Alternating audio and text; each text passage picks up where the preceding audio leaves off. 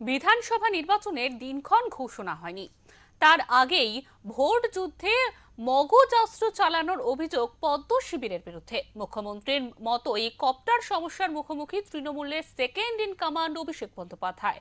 শেষমেশ ঝাড়খণ্ডের মুখ্যমন্ত্রী হেমন্ত সোরেনের থেকে কপ্টার ভাড়া নিয়ে রামপুরহাটের জনসভায় যেতে হয়েছে তাকে। তাই নিয়ে সভায় তোপ দেখেছেন অভিষেক। মুখ্যমন্ত্রীর কপ্টার নিয়েও একই সমস্যা হয়েছিল।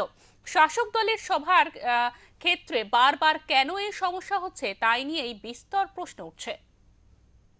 মুখ্যমন্ত্রীর মতোই কপ্টার সমস্যার মুখোমুখি তৃণমূলের second in command Abhishek Bandyopadhyay. মঙ্গলবার তৃণমূলের সর্বভারতীয় সাধারণ সম্পাদক অভিষেক বন্দ্যোপাধ্যায়ের বীরভূম সফরের আগে হেলিকপ্টারের সমস্যা হয়।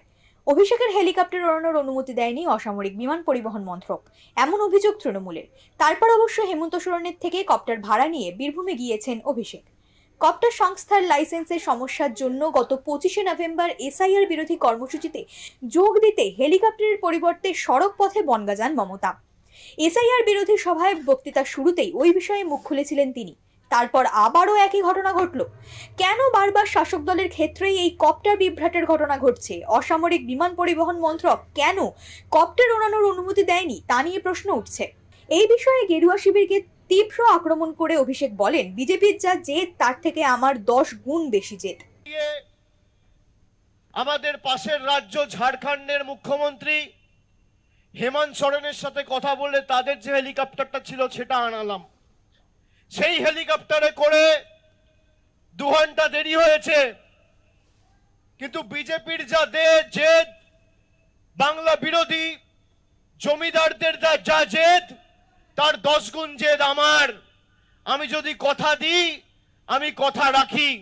অভিষেকের কপ্টার সমস্যা নিয়ে মুখ খুলেছেন বিজেপি নেতা তাপস রায়। তিনি জানিয়েছেন, তৃণমূল সব জায়গায় বিজেপির ভূত দেখতে পায়। মানে আজকে 12টা নাগাদ বেহালা ফাইভ ক্লাব থেকে একটা বিমানে করে যাওয়ার কথা ছিল রামপুরহাটে অভিষেক বন্দ্যোপাধ্যায়, কিন্তু যাওয়া সম্ভব হয়নি, মানে পাননি, বিমানটাতে উড়ান উনি পাননি। উনি অভিযোগ করছেন যে বিজেপির আইটি সেল এর পিছনে রয়েছে। কি বলবেন আপনি? ও সবকিছুর মধ্যেই মমতা এবং অভিষেক এবং তৃণমূলের সবকিছুর মধ্যে বিজেপি ভূত খুঁজে পায়, দেখতে পায়। তো কি করা যাবে? তৃণমূলের দাবি, অভিষেকের হেলিকপ্টারের জন্য ডিজিসিএ ছাড়পত্র দেয়নি। শেষমেশ পূর্ব নির্ধারিত কর্মসূচি অনুযায়ী তারাপীঠ হয়ে রামপুরহাটে সভাস্থলে গিয়ে ক্ষোভ উগড়ে দিয়েছেন অভিষেক। তারপর হাসপাতালে দেখা করেছেন সোনালী খাতুনের সঙ্গে। ব্যুরো রিপোর্ট, ওঙ্কার বাংলা।